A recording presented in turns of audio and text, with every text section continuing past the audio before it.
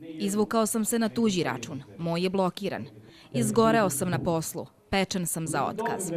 To su samo neki od aforizama koji su nagrađeni dugim aplauzima mnogobrojne publike u Bijeljini.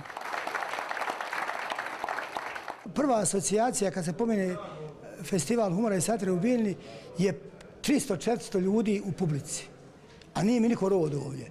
Novi zbornik aforizama priredio je književnik Grujo Lero. Naslov svom zborniku Lero je dao prema aforizmu Mitra Đerića. Život piše aforizme, sve su kraći. Pamtim one šlagere, život piše romane, ja im nisam tema. Ja to uopće interpretiram. Nekad je života bilo u tolikim količinama da se mogu roman napisati. Sad jedva dobaci do aforizma.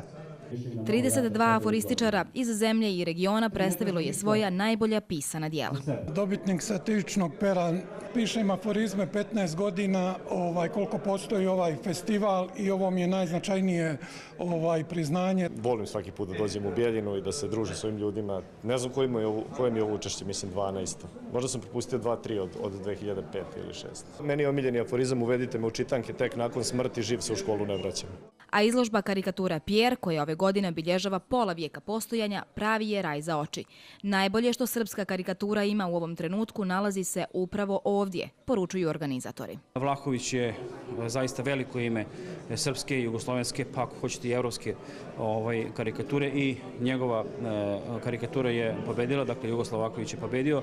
Tu su i Slobodan Obradović sa jednom vrlo interesantnom i duhovitom karikaturom i ono što me posebno raduje, na 3. mjesto osvojio sin Toše Vorkovića, našeg čuvenog karikaturiste, koji crta veoma malo i vrlo je duhovit jedan mladić. Konkurs karikature za nagradu Pjer pokrenule su Večernje novosti 1967. godine.